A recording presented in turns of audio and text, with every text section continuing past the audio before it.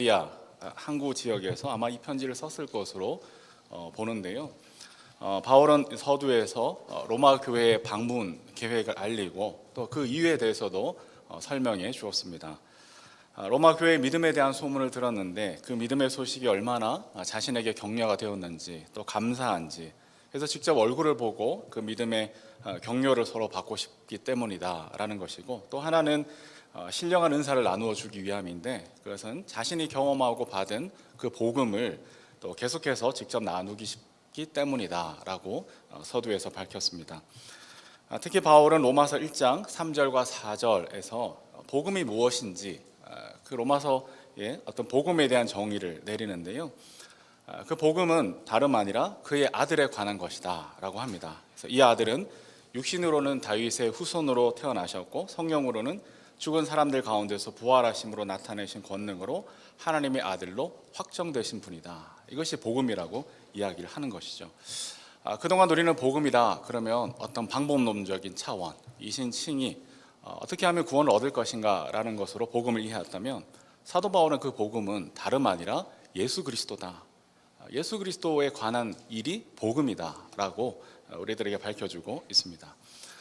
우리 옆에 분들에게 다시 한번 진술해 볼까요? 복음에 대해서. 이렇게 세련되게 한 문자로 나오지 않아도 되니까요. 이 예수 그리스도에 관한 이야기가 복음이다라는 것을 기억하시고 한번 옆에 분들과 한번 나눠보시고요. 정둘러 봤는데 나눠 분이 없다 그러면 혼자 한번 진술해 봐도 좋을 것 같습니다. 하나님의 아들 예수님이 이 땅에 오셨다.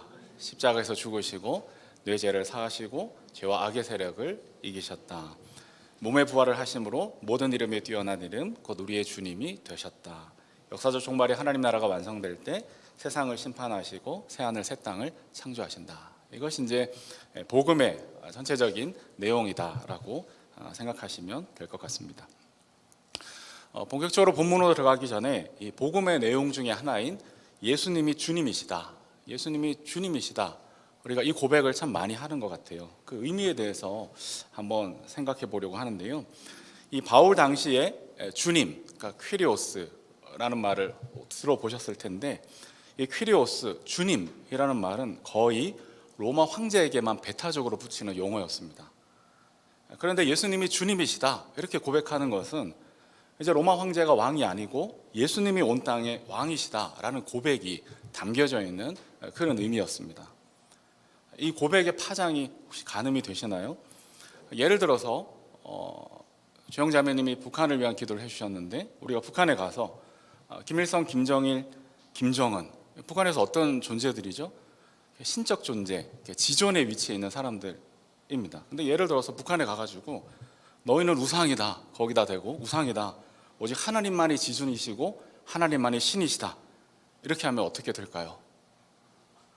종교적 진술에 그치지 않고 죽죠 이렇게 대답 나오셨는데, 아마 아우지 탄광으로 끌려갈 가능성이 클 것 같습니다. 그러니까 무슨 말이냐면, 예수님은 주님이시다 이 고백은 어떤 종교적 진술에만 그치는 것이 아니고 정치, 경제, 사회, 문화, 교육 모든 영역에 있어서 그 영역들을 포괄하는 고백이라는 것입니다. 그래서 예수 그리스도는 주님이시다, 이 복음이라는 것이 어떤 무게와 또 의미와 또 힘을 가지고 있는지를 생각하고 또 우리 믿음 생활에 적용할 수 있는 우리의 믿음 생활이 되었으면 좋겠습니다. 이제 로마서 본문으로 들어가게 될 텐데요. 그런데 본격적으로 본론을 시작하면서 바울은 이 로마서 1장 16절 17절에서 이 로마서 전체의 주제문을 제시하고 있습니다. 그러니까 로마서 1장 16절 17절은 이 로마서 전체의 주제문이다라고 할 수가 있는데요. 우리 이번에는 주보에 나와 있는 개역 개정으로 한번 같이 읽어보도록 하겠습니다. 주보 안쪽에 보시면 로마서 1장 16절과 17절을 개역 개정판으로 다시 한번 안내를 했는데요. 개역 개정으로 같이 읽어보겠습니다. 시작. 내가 복음을 부끄러워하지 아니하노니 이 복음은 모든 믿는 자에게 구원을 주시는 하나님의 능력이 됨이라.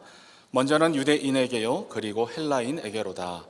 복음에는 하나님의 의가 나타나서 믿음으로 믿음에 이르게 하나니 기록된 바 오직 의는 믿음으로 말미암아 살리라 함과 같으니라는 것입니다. 그러니까 이게 이제 개정하고 세번역에 약간의 좀 차이가 있는데요. 그러니까 로마서를 우리가 10번 읽고 갈 때 다른 번역판으로 읽어보는 것도 또 이런 묘미와 차이가 있습니다. 근데 오늘 제가 생각할 때 로마서의 주제에 관해서는 새번역보다는 개역 개정으로 말씀을 나누는 것이 훨씬 더 이해하기가 좋을 것 같아서 개역 개정을 같이 실었습니다. 우선 개역 개정에서 보시면 바울은 내가 복음을 부끄러워하지 아니하노니라는 말로 이 주제문을 시작합니다. 이 말은 자신은 복음을 자랑스럽게 여긴다, 이제 그런 말이 되겠는데요. 그러니까 복음을 자랑한다 이렇게 말하면 될 것을 왜 부끄러워하지 않는다 이렇게 시작을 하는 것일까? 거기에는 어떤 그 문학적 장치일 수도 있고 부정을 통해서 긍정을 나타내는 의미도 있겠지만 아마도 당시 복음을 바라보는 여러 가지 시선을 염두에 둔 진술인 것 같습니다. 신명기 21장 33절에 보면 나무에 달린 자마다 저주를 받은 것이다 라는 말씀이 있습니다. 그래서 유대인들은 이 구약 성경을 생각할 때 예수님이 십자가에서 죽으신 것은 어떤 저주받은 것이라고 생각하는 그런 거리낌이 있었다라는 것이죠. 또 헬라인들의 경우에는 복음을 어리석고 미련한 것으로 보았다고 하는데요. 그러니까 그들 생각에 어떤 신적인 존재가 원수들의 손에 의해서 십자가에 죽는다는 것은 말도 안 되는 일이다. 이렇게 이제 그들의 신개념이 자리 잡고 있었습니다. 부활에 대해서도 마찬가지입니다. 그러니까 당시 사조는 어떤 플라톤의 영향을 받아서 이 육체는 감옥이고 죽으면 육체를 벗어나서 어떤 이데아의 본향으로 회귀한다. 이런 어떤 이원론적인 생각이 지배를 했습니다. 그러다 보니까 몸이 부활한다라는 무슨 말이냐면 그들 생각에는 다시 감옥에 갇히는 꼴로 이해가 되는 것이죠. 그러니까 참 어리석고 미련한 것이다 이렇게 복음을 생각한 것이고요. 또한 로마는 문명의 어떤 결정체였습니다. 그러니까 로마는 신의 선택을 받았고 신의 선택을 받은 나라에서 그 황제는 신의 아들이고 신적 존재이고 황제가 곧 복음이다 라는 것이 통용되는 세계였습니다. 그에 비해 예수님은 식민지 팔레스타인 그 지방에서 어딘지도 모를 그곳에서 반짝이다가 사라진 인물이라는 것이죠.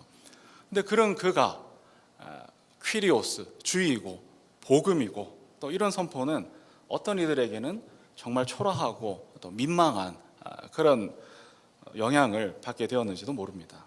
하지만 바울은 그 모든 시선들을 다 알고 있지만 그럼에도 불구하고 나는 복음을 부끄러워하지 않는다. 그러니까 복음을 자랑스러워한다라고 로마 교회에 선포하고 있습니다. 전하고 있습니다. 그래서 그 이유가 뭐냐? 16절, 17절에서 두 가지로 밝히고 있는데요. 우선에는 첫 번째는 바울이 복음을 부끄러워하지 않는 이유는 이 복음은 모든 믿는 자에게 구원을 주시는 하나님의 능력이 되기 때문이다라고 부끄러워하지 않는 이유를 설명하고 있습니다. 그러니까 복음이 뭐냐? 구원하는 능력이다. 그래서 나는 부끄러워하지 않는다라는 것이죠. 그래서 예수 그리스도의 주 되심과 또 그를 죽은 자 가운데서 살리신 이 복음이 구원을 주시는 하나님의 능력이라고 합니다. 실제로 바울은 이 복음이 구원의 능력인 것을 자신의 삶에서 체험을 했던 사람입니다. 사도행전 9장 1절에서 20절에 보면 사도 바울이 다메섹 도상에서 부활하신 주님을 만난 사건이 나옵니다. 바울은 원래 위협과 살기가 등등해서 예수님의 제자들을 잡아다가 족치고 죽이려고 했던 사람이고 스데반을 돌로 쳐서 죽일 때 그 옆에 있었던 가편투표를 했던 사람입니다. 근데 그가 제사장의 공문을 받아서 이제 제자들을 잡으려고 하고 있는데 그때 호련히 빛 대신 주님을 만나게 되고 그 음성을 듣게 되는 것이죠. 그래서 부활하신 주님 앞에서 그때 바울의 눈앞이 가려지게 되고 그 자리에서 고꾸라지게 됩니다. 나중에 아나니아가 와서 안수를 하게 되자 눈에서 비늘이 벗겨지게 되고 그 즉시 바울은 예수가 주님이시다, 예수가 주님이시다라고 하는 이 복음을 전하게 됩니다. 디모데전서 1장 13절에 보면 바울은 자신에 대해서 이렇게 설명합니다. 내가 전에는 비방자요, 박해자요, 폭력자였다. 그러다가 다메섹 상에서 부활하신 주님을 만나고 나서는 180도 그의 삶이 바뀌었다라고 합니다. 그래서 예수가 주님이시다라고 하는 이 종교적 진술뿐만 아니라 정치적, 경제적 모든 삶의 영역에 걸친 이 놀라운 고백을 전하는 사도고 전도자가 되었다고 하는 것이죠. 그러니까 무엇이 그를 이렇게 변화시켰나? 그리스도의 복음이 위협과 살기가 등등한 사울을 생명에 헌신하는 바울로 팔바꿈시켰다라고 스스로 고백합니다. 죄와 사망에서 그가 건져냄 받고 율법의 저주에서 구원을 받게 되었다라는 것인데요. 사울이 바울로 변화되는 과정에서 그러니까 이제 이름이 바뀐 게 아니고 원래 그 사울과 바울 똑같은 자신의 정체성이기도 했지만 어쨌든 사울이 바울로 변화되는 과정에서 바울 자신이 한 것은 아무것도 없었습니다. 무엇이 위협과 살기가 등등한 사울을 예수 그리스도의 종 바울로 변화를 시켰나? 오직 복음이신 예수 그리스도가 그를 거꾸러뜨리고 구원해 내셨다라고 사도 바울은 고백하는 것이죠. 오직 복음이 역사하셨고 복음이 간섭하셨고, 그래서 사도 바울은 복음은 모든 믿는 자에게 구원을 주신 하나님의 능력이다, 자신의 체험에 기반해서 이 사실을 부끄러워하지 않는다라고 합니다. 그런데 여기서 우리는 한 가지 질문을 하게 됩니다. 복음이 모든 믿는 자에게 구원을 주신 하나님의 능력이고 그 능력 속에서 사울이 바울이 되었다면 과연 믿음의 역할은 여기에서 무엇을 하는가라는 질문이 자연스럽게 생기는데요. 왜 이런 질문이 생기는가 하면 이 16절 말씀 때문입니다. 복음은 모든 믿는 자에게 구원을 주시는 하나님의 능력이다, 이 말 때문인데요. 그러니까 이 말을 가만히 보면 마치 나의 믿음이, 내가 믿어야 복음으로 하여금 구원을 얻게 하는 능력으로 역사하게 하는 것 같은, 그래서 나의 믿음이 어떤 조건과 또 열쇠와 선택인 것 마냥 이해될 수 있는 소지 때문에 이 믿음의 역할에 대해서 우리는 자연스럽게 질문을 갖게 됩니다. 그렇다면 사도 바울이 체험하고 사도 바울이 부끄러워하지 않은 이 복음이 구원하는 능력으로 역사하게 될 때 나의 믿음, 우리의 믿음은 과연 어떤 역할을 하게 되는 것일까요? 그 질문에 답을 하기 전에 먼저 바울이 복음을 부끄러워하지 않는 두 번째 이유를 살펴보겠습니다. 그리고 두 번째 이유를 살펴보는 과정에서 우리는 자연스럽게 이 복음의 구원하는 능력과 믿음의 상관관계를 파악하게 될 줄로 압니다. 자, 첫 번째 복음을 부끄러워하지 않는 이유는 복음은 모든 믿는 자에게 구원을 주시는 하나님의 능력이 되기 때문이다라고 했는데요. 두 번째 까닭은 17절에 보시면 복음에는 하나님의 의가 나타나서 믿음에 이르게 하나니. 그래서 복음에는 하나님의 의가 나타나서 믿음으로 믿음에 이르게 한다. 이것 때문에 복음을 부끄러워하지 않는다라고 이야기를 합니다. 그래서 이제 이게 어떻게 이유가 되냐라고 했을 때 그 우리날 번역에서는 왜냐하면이 빠졌는데 원래는 왜냐하면이 들어가 있다라고 해요. 근데 이제 번역하면서 어떤 우리말의 자연스러움을 위해서 그 왜냐함을 뺐다고 하는데요. 그러니까 복음을 부끄러워하지 않는 이유 두 번째는 왜냐하면 복음에는 하나님의 의가 나타나서 믿음으로 믿음에 이르게 하나니. 이것이 두 번째 이유라는 겁니다. 여기서 복음이 무엇일까요? 자, 계속해서 이제 반복해 드리지만 복음이란 예수님의 주님 되심과 그를 죽은 자 가운데서 다시 살리신 것, 이것이 이제 복음이라고 우리가 이야기할 수 있겠죠. 근데 이 복음에는 하나님의 의가 나타나서 믿음으로 믿음에 이르게 한다. 그래서 자기는 부끄러워하지 않는다라는 말입니다. 선뜻 이해가 가시나요? 네, 이해가 간다고 말을 해야 될까 말하지 말아야 될까? 네, 저는 사실 선뜻 이해가 안 갔어요. 그래서 묵상하고 공부하면서 또 점점 더 알아가게 되는 부분이 있는데요. 하나하나 풀어서 한번 설명해 드리도록 해보겠습니다. 이 하나님의 의라는 것은 로마서의 사실 핵심 개념이라고 할 수가 있습니다. 그러니까 로마서 하면 그 전에 우리는 이신칭의를 핵심 개념으로 생각했다면 사실 이신칭의는 어떤 부분적 요소이고 그보다는 이 하나님의 의가 로마서 전체의 핵심 개념, 주제라는 것이죠. 그리고 로마서뿐만 아니라 복음서에도 그리고 바울 서신 전체에도 어쩌면 성경 전체에 걸쳐서 이 하나님의 의가 굉장히 중요한 개념이라고 할 수가 있습니다. 하나님의 의가 뭐냐? 이 말은 하나님은 의로우시다라는 말입니다. 그래서 여기서 의라는 단어는 헬라어로는 디카이오 시네이고 히브리어는 체덱이라는 뜻인데요. 그러니까 이 의는 윤리적 개념에서 의롭다기보다 언약적 개념에서 의롭다라는 말이라고 합니다. 그러니까 언약을 맺는 것은 결국 양자가 계약 관계를 맺는 거잖아요. 근데 계약 관계를 맺는다는 건 서로 쌍방 간에 의무와 책임을 부과하는 행위가 이 계약 관계입니다. 그러니까 이런 관점에서 보면 의롭다라는 인정은 어떤 윤리적 도덕적 차원에서 뛰어나다는 얘기가 아닙니다. 성경에서 의롭다는 인정은 이 상호 계약 관계에서 의무와 책임을 다했을 때 주어지는 그런 어떤 결과라는 것이죠. 이것에 대한 적절한 예가 유다와 자기 며느리 다말과의 관계에서 나오고 있는데요. 야곱의 아들 유다가 자기 며느리 다말의 행위를 결국 용납한 행위가 성경에 나옵니다. 그래서 창세기 38장 26절에 보면 유다는 자기 며느리 다말에 대해서 그는 나보다 옳도다라고 할 때 이 의롭다라고 인정을 해주는데요.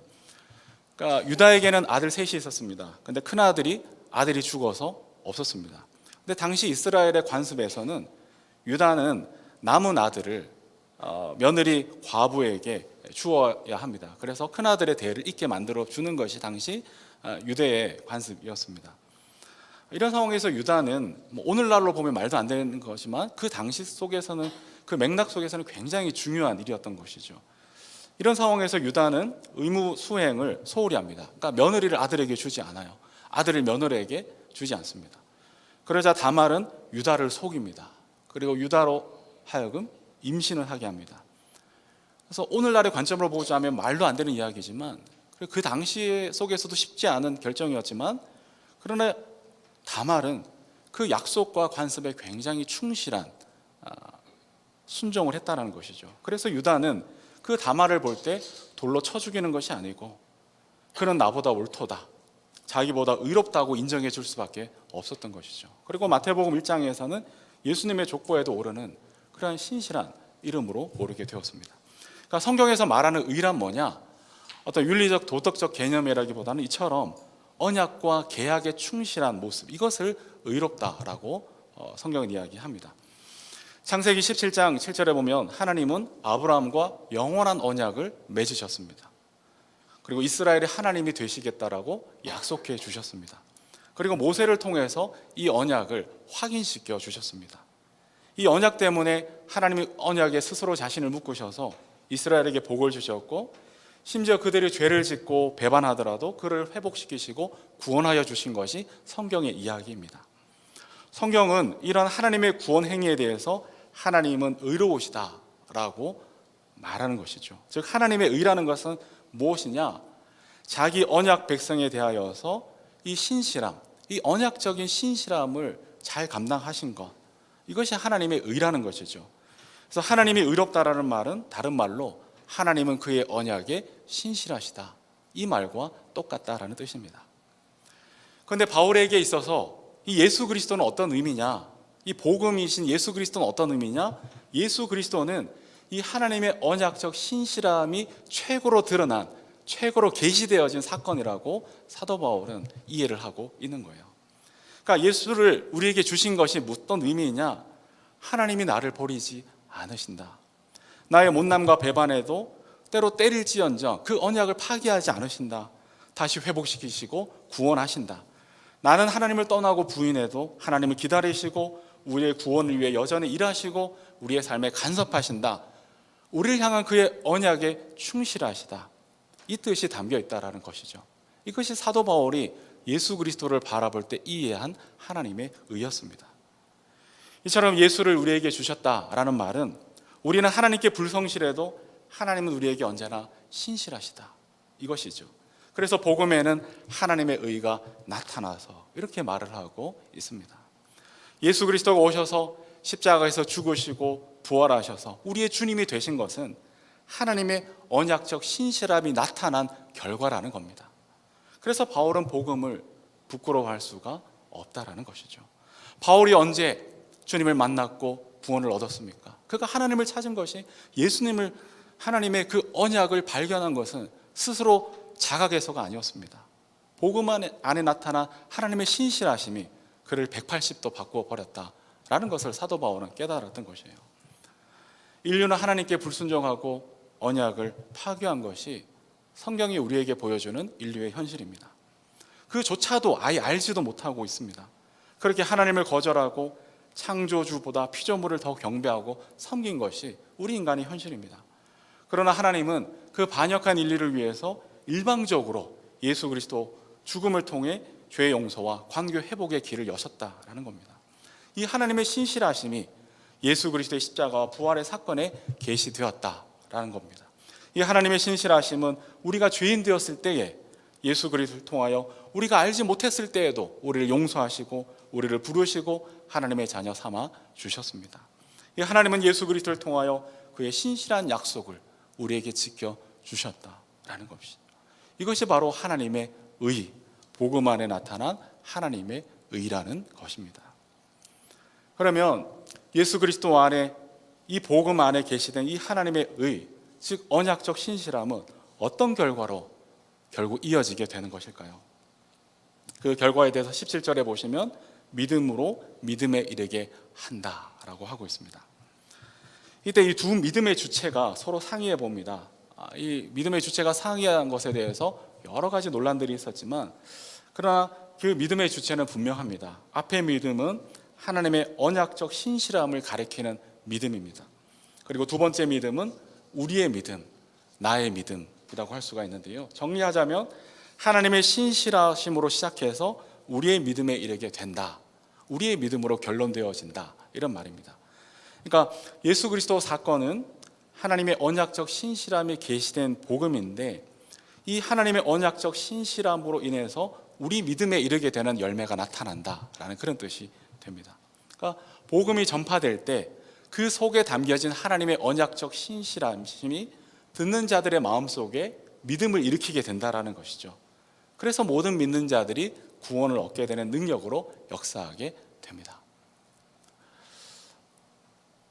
그러니까 만일에 하나님께서 어떤 시체에게 이야기를 명령을 합니다. 자, 이거 시체니까 아무 감각도 없고 볼 수도 들을 수도 없어요. 근데 하나님이 시체에게 명령하시기를 내가 너를 살려줄 테니까 지금부터 뛰어서 저 100m 어떤 표대를 돌고 오면 내가 너를 살려주겠다. 그래서 정말 그 시체가 일어나서 정말 뛰어갔다 옵니다. 이제 살았다. 이 시체는 언제부터 살게 된 것일까요? 그러니까 뛸 때부터 살게 된 것이 아니고 이미 하나님의 음성이 들려질 때, 그 음성이 들려져서 그가 살아나서 뛰기 시작할 때 이미 살아났다는 것이죠. 이것이 복음의 원리인 겁니다. 그러니까 하나님의 언약적 신실하심이 복음 속에서 전파될 때 듣는 자들에게 믿음을 일으켜 주시고 그 믿음으로 말미암아 구원에 이르게 된다. 이것을 사도 바울은 이야기하고 있습니다. 그렇다고 한다면 결국 나의 믿음, 우리의 믿음은 내가 시작한 것이 될 수가 없습니다. 물론 우리는 저조차도, 또 지난주에도 우리는 로마 교회의 믿음에 대해서 칭찬하고 격려하고 믿음으로 살아야 된다는 것을 결단합니다. 그러나 우리가 그 순서와 시작점을 알아야 된다는 것이죠. 나의 믿음은, 우리의 믿음은 내가 시작한 것이 아니라는 겁니다. 누가 시작하셨습니까? 하나님의 신실하심이 복음 안에 계시되었고, 이 복음이 선포될 때 하나님의 신실하신 성령의 역사가 우리 안에 믿음을 일으켜 준다라는 겁니다. 그 결과 우리는 예수를 믿고 구원받는 그 은혜 가운데 들어가게 되는 것이죠. 이것이 믿음으로 믿음에 이르게 된다라는 뜻입니다. 하나님의 신실하심이 우리 안에 있는 믿음을 일으켜 준다라는 겁니다. 이 복음에 구원하는 능력과 그래서 이 믿음의 상관관계에서 이 관점은 굉장히 중요합니다. 내가 믿어서 믿는 것이 아니고 하나님이 믿음을 주시니 내가 이 믿음의 자리에 서 있다라는 것이죠. 결국 나의 믿음은 그 믿음이 얼마나 열심이고 충성되고 진심이라 할지라도 그 나의 믿음은 결과이지 조건이 될 수가 없다라는 것이죠. 예수 그리스도 복음 안에 나타난 이 하나님의 신실하신 역사가 나를 구원하는 겁니다. 따라서 우리가 구원받고 천국 백성, 하나님 나라의 시민으로 꿈꾸며 살아가는 모든 일에는 나의 지분은 전혀 없다라는 것이죠. 오직 100% 하나님의 신실하신 역사와 은혜의 간섭하심만이 우리의 믿음을 가능하게 했습니다. 우리는 성경에서 그 대표적인 예를 아브라함에게서 찾아볼 수 있습니다. 히브리서 11장 17절에 보면 아브라함은 시험을 받을 때에 믿음으로 이삭을 바쳤습니다. 더구나 약속을 받은 그가 그의 외아들을 기꺼이 바치려 했던 것입니다 라고 이 아브라함의 믿음에 대해서 칭송하는 이 믿음의 장면이 나옵니다. 그러니까 외아들 이삭을 기꺼이 바치는 그 아브라함의 믿음을 보면서 우리는 때로 격려받기도 하고 위로받기도 하고 힘을 얻기도 합니다. 그리고 그의 믿음을 칭송하고 흠모하고 또 때로는 본받아야 한다라고 목표치를 세우고 다그치기도 하죠.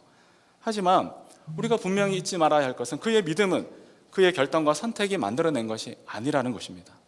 그가 처음 하나님의 부르심을 받았을 때 그 아브라함의 형편이 어땠는지를 생각해 보면 됩니다. 그는 위기 상황에서 아내를 누이라고 2번이나 속였던 사람입니다. 하나님의 약속을 기다리지 못해서 하갈을 통해 이스마엘을 덜컥 낳았던 사람입니다. 그리고 그 하갈과 사라의 그 어떤 갈등 사이에서 어떤 해결책도 제시하지 못하고 우유부단 숨어버렸던 사람이 아브라함입니다. 그러나 여전히 우유부단하고 불신하던 그 아브라함이 드디어 마침내 이삭을 번제로 바치는 그 믿음의 자리에까지 오게 되었다. 어떻게 이런 믿음을 가지게 되었느냐는 것이죠. 그것은 아브라함에게서 시작된 믿음의 자리가 아니었다는 겁니다. 하나님의 신실하심의 역사와 간섭하심의 결과로 아브라함이 아브라함 되는 자리에까지 이르게 되었다. 따라서 모리아 산에서 이삭을 바치려 했던 그 아브라함의 믿음은 아브라함의 승리가 아니고 아브라함을 아브라함 되게 만들어 가시는 하나님의 승리고 하나님의 일하심의 결과라는 것을 우리는 꼭 기억해야 합니다. 이 하나님의 언약적 신실하심이 아브라함을 믿음의 사람으로 마침내 담금질하고 만들어내시고 열매 맺게 하셨다라는 겁니다. 이렇게 우리가 복음 안에 계시는 하나님의 의, 즉 구원을 얻는 믿음을 우리에게 주시는 하나님의 언약적 신실함에 대해서 이해하게 되면 우리 신앙생활에서는 전혀 다른 결과가 나오게 될 것입니다. 첫 번째는 이 하나님의 언약적 신실하심을 잘 이해하게 될 때 우리에게 자랑할 것이 전혀 없다는 것을 점점 더 깨닫게 됩니다. 김준식 집사님이 저의 그 많은 설교 중에 마틴 루터가 등장한다. 그러니까 나중에 책 보고 쓰다 때 마틴 루터나 보네포의 책을 읽어야 된다. 이렇게 이제 이야기도 하셨는데요. 제가 좋아하는 이 마틴 루터의 이신칭의는 믿음으로 의롭게 된다. 이것은 정말 종교개혁을 일으켰던 중세 사회를 변화시켰던 놀라운 발견이자 고백이었습니다. 믿음으로 의롭다 칭함을 받는다. 그런데 문제는 그 한계는 자칫 나의 믿음을 강조하거나 나의 믿음을 전부로 착각하게 만들 수 있는 여지가 있었다라는 반성입니다. 그렇게 되면 믿음이란 또 하나의 도덕과 윤리행위와 율법의 대체물에 지나지 않게 되고야 말 겁니다. 너는 왜 이렇게 안 돼? 믿음이 부족해서 그래. 이 말은 다른 말로 바꾸면 정성이 부족해서 그래. 공로가 부족해서 그래. 행위가 부족해서 그래. 우리는 자칫 이 믿음을 또 하나의 윤리와 도덕과 율법과 행위와 공로로 대체하고 있게 되기도 한다라는 것이죠. 그러나 그렇지 않다라는 겁니다. 이런 식으로 이해하게 될 때 우리는 때로 하나님을 마치 채권자처럼, 하나님을 대할 때 채권자처럼 굴게 되는 겁니다.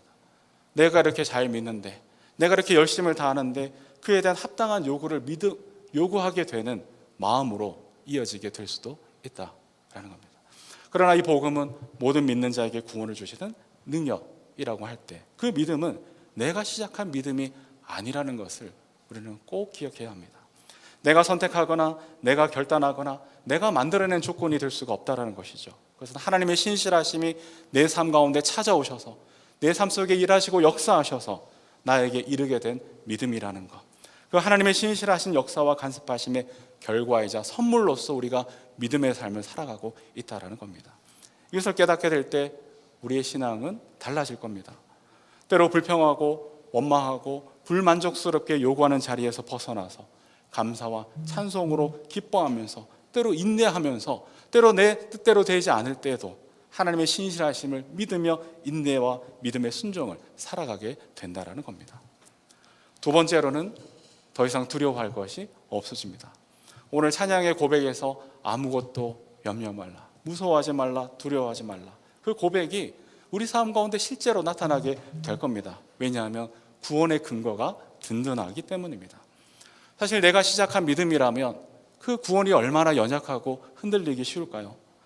사실 하루에도 수십 번 들락날락 하는 것이 우리의 마음 아니겠습니까? 저는 그렇더라고요. 하루에도 수십 번 오르락내리락 들락날락 하는 것이 저의 믿음이더라고요. 그러나 나의 믿음은 복음 안에 계시된 이 하나님의 신실하심이 나에게 주신 믿음입니다. 물론 나의 믿음이 약해질 수도 있습니다. 때로 바닥까지 없어진 것처럼 내가 정말 믿는 사람인가, 천국을 소망해도 되는가 라는 만큼 믿음이 전혀 사라진 것처럼 느껴질 때도 있습니다. 그럴 때는 구원의 확신조차 흔들리고 불안과 회의감이 극도로 높아질 수도 있습니다. 이것은 우리만의 경험이 아니고 우리 앞서 걸어갔던 많은 믿음의 선배들이 경험했던 영혼의 어두운 밤들입니다. 그러나 나의 구원은, 우리가 꼭 기억할 것은 나의 구원은 하나님의 신실함에서 시작된 결과입니다. 따라서 나의 구원은 흔들릴 수 없고 취소될 수 없습니다. 흔들릴 수 없고 취소될 수 없는 것이 우리의 구원입니다. 복음을 알아가면서 저에게 일어난 변화들이 있습니다. 저 자신에게 점점 더 여유가 생겨지는 것 같습니다. 전에는 늘 조급하고 불안한 마음이 있었어요. 그러니까 제가 생각하는 저와 남이 생각하는 저가 다를 수 있지만 저는 어떤 사람이었냐면요, 책을 읽기 전에 꼭 손을 씻었어요. 그리고 책을 읽고 나면 손을 씻었어요. 그만큼 이 강박관념과 조급증과 불안함이 저 안에 늘 있었다는 거예요. 근데 지금에는 손 안 씻습니다. 그러니까 무슨 말이냐면 조급함이 아니고 불안함이 아니고 강박증이 아니고 점점 더 기다릴 줄 알게 되는 것 같아요. 우선 다른 이들에 대해서도 마찬가지입니다. 하나님의 신실하심이 내 삶을 여기까지 인도해 오신 것을 점점 더 알아가기에 다른 사람에 대해서도 그렇게 기다릴 줄 알게 되는 것 같습니다. 우리의 자녀들, 주변 사람들의 삶에도 하나님의 신실하심이 간섭하시고 어쩌면 내가 조바심을 갖는 것보다 더 하나님께서 일하시고 역사하실 것을 기대하게 되더라는 것이죠. 그러면 안심이 됩니다. 그러면 기다릴 수 있습니다. 그러면 희망과 감사로 더욱 기도하며 의지할 수가 있는 것이죠. 저는 한국 교회에 대해서도 늘 포기할 수 없는 기도가 있습니다. 최근에 그 교회 다닌다고 말도 못하고 라는 제목의 책이 출간됐더라고요. 그게 재밌죠. 교회 다닌다고 말도 못하고 라는 책이 나왔는데요. 그러니까 부제가 이렇습니다. 교회를 떠날 수 없는 우리들의 이야기, 이런 부제가 붙었어요. 그러니까 이제 어떤 사람들이 그 책을 썼냐면 교회 다니는 평범한 신자들, 특히 이제 30대 8명을 대상으로 인터뷰를 한 그 내용이 담겨져 있는데요.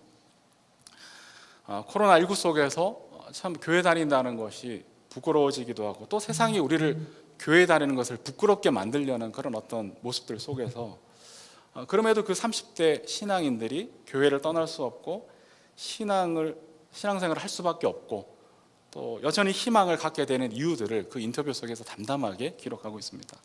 그 중에 제 마음에 확 다가왔던 게 복음 안에 계시된 이 하나님의 신실하심을 목격했기 때문이다. 그러니까 내 삶 속에서, 우리의 삶 속에서 경험했던 바 이 하나님의 신실하심을 맛보았기 때문에 여러 가지 못남과 부족함이 있지만 이 신앙을 부인할 수 없고 하나님을 떠날 수 없다라는 고백이었습니다. 저는 믿습니다. 많은 이들이 우리 한국교회의 현실에 대해서 냉정하게 평가를 해야 되겠지만 그럼에도 희망적이 될 수밖에 없는 것은 이 하나님의 언약적 신실하심이 예수 그리스도의 피로 말미암아 그의 몸된 교회를 세우시고 인도하시며 또한 교회를 통해서 하나님 나라의 일을 앞으로도 이루어 가실 것이기 때문입니다. 그런 의미에서 나의 사랑하는 교회의 앞날도 어둡지 않다는 것을 생각합니다. 때로 저 자신을 생각할 때 너무 대책 없이 긍정적인가? 라고 싶을 때도 있지만 교회를 세우시고 여기까지 인도하신 하나님이신 것을, 교회를 세우시고 여기까지 인도하시는 이가 하나님이신 것을 고백한다면 앞으로의 결론도 하나님이 내리실 것이다 라는 것이죠. 그리고 그 결론은 하나님의 약속에 대한 언약적 신실함으로 내려질 것을 저는 분명히 마음에 생각합니다. 세 번째는 이 하나님의 언약적 신실하심을 이해할 때 왜 신앙생활이 고단한가를 드디어 우리는 깨달을 수가 있습니다. 그러니까 왜 신앙생활하면 뭐 행복해야 되고 천국의 기쁨으로 가득 차야 되는데, 물론 그렇기도 하지만 그러나 왜 우리 신앙생활은 여전히 고단하고 또 때로는 힘들기도 한가? 그것은 다름 아니라 우리의 믿음은 내가 아니라 하나님이 선택하신 결과로 주어졌기 때문이라는 것이죠. 따라서 내가 통제할 수 있는 성질의 것이 아니라는 겁니다. 누가 하셨습니까? 하나님이 택하시고 하나님이 통제하시고 하나님이 인도해 가십니다. 어디까지 인도하실까요? 바로 하나님의 자리에까지 우리를 다듬어 가시고 인도하실 것입니다. 레위기 19장 2절에 보면 이스라엘 자손 온 회중에게 말하여라. 너는 그들에게 이렇게 일러라. 너희의 하나님인 나주가 거룩하니 너희도 거룩해야 한다. 이것이 하나님의 언약 백성에게 주시는 하나님의 요구사항이었습니다. 나주가 거룩하니 너희도 거룩해야 한다. 이것은 요구이고 명령이면서 동시에 여기까지 너희를 이끌고 가겠다, 여기에까지 너희를 데리고 가겠다, 여기에까지 너희를 길들여 가시겠다라는 하나님의 의지의 표현이기도 하다는 것이죠. 그러니 우리의 신앙생활이 때로는 고단하고 피곤하게 느껴질 수밖에 없는 겁니다. 하나님은 아브라함을 어떻게 다듬어 가셨을까요? 그를 열방의 복으로 부르셨을 때부터 그를 이리 굴리시고 저리 굴리시고 이리로 이끄시고 저리로 이끄시고 그렇게 아브라함을 길들여 가셨고 그 결과 믿음의 자리에 서게 되었습니다. 그 와중에 아브라함의 어떤 속마음이 성경에 나타나 있지 않지만 우리가 상상해 보면 아브라함도 정말 고단했지 않았을까? 하나님이 나한테 정말 왜 이러시나? 이런 마음이 들었을 수도 있지 않았을까 싶습니다. 그러나 다른 방법이 없는 것이죠. 그러니 어떡합니까? 그냥 죽었다 복창하고 항복하고 믿음의 순종으로 살아가는 것, 그것이 지혜로운 처사라는 것이죠. 튕겨보았자 나만 손해. 하나님은 시간이 많으십니다. 하나님은 얼마나 시간이 많으실까요? 영혼의 시간을 가지고 계십니다. 그 영혼의 시간 속에서 우리 삶에 일하시고 우리를 이끌어가고 계신다라는 것입니다. 그럼에도 아직도 하나님과 여전히 씨름하고 있는 부분이 있다면 어떻게 할 수는 없죠, 제가. 그러나 알아서 하십시오. 각오는 단단히 하셔야 할 줄로 압니다. 말씀을 맺겠습니다. 이 복음 안에 나타난 하나님의 언약적 신실하심이 우리에게 믿음을 발생시키고 그 믿음으로 우리는 예수를 믿어 하나님의 구원을 받아 누리게 되었습니다. 이 부분은 계속 로마서 속에서 계속 제가 반복해서 말씀을 드릴 텐데요. 하나님의 신실하심이 우리를 믿음의 자리로 부르시고 우리에게 믿음을 허락하시고 우리에게 영원한 생명을 허락하셨다라는 겁니다. 이신칭의가 맞습니다. 우리는 믿음으로 구원을 얻습니다. 그러나 그 믿음을 누가 시작하시고 주셨나? 하나님이 우리에게 그 믿음을 허락하신 결과라는 것이죠. 그렇다면 우리는 어떻게 살아야 할까요? 17절 후반부에서 오직 의인은 믿음으로 말미암아 살리라 하십니다. 우리는 믿음으로 살아가야 하는 존재들인 것이죠. 여기서 누구의 믿음일까요? 하나님의 신실하심의 믿음일까요? 아니면 나의 믿음일까요? 바울이 17절에서 인용한 이 하박국 2장 4절에서는 이 두 가지 모두를 포함하는 믿음이라고 볼 수 있습니다. 그러니까 다시 말하면 오직 의인은 믿음으로 말미암아 살아가리라고 할 때 우리는 하나님의 신실하심에 힘입어 살아가면서 동시에 하나님을 향한 신실한 믿음으로 살아가야 한다라는 뜻이 담겨져 있습니다. 다시 말하면 예수를 우리에게 주신 하나님의 신실하신 사랑에 응답해서 우리도 하나님께 신실한 삶을 살아갈 수 있어야 한다라는 것이죠. 하나님께서 우리에게 신실하셨듯이 우리도 하나님을 향해 신실하게 살아가는 것, 그것이 교회와 성도의 마땅한 모습이고 신앙이 성숙해가는 자들의 아름다운 열매요 결과이라는 것입니다. 사랑하는 여러분, 하나님을 향하여 신실한 삶을 살고 계십니까? 우리가 예수를 잘 믿는다는 것, 그 말은 하나님을 향하여 신실하게 살아가는 것, 더욱 신실해지는 것일 것입니다. 나의 사랑하는 교회, 우리 모든 성도의 마음에는 그러한 소망이 날마다 뜨겁게 자리 잡고 그 소망이 날마다 뜨겁게 자라갔으면 좋겠습니다.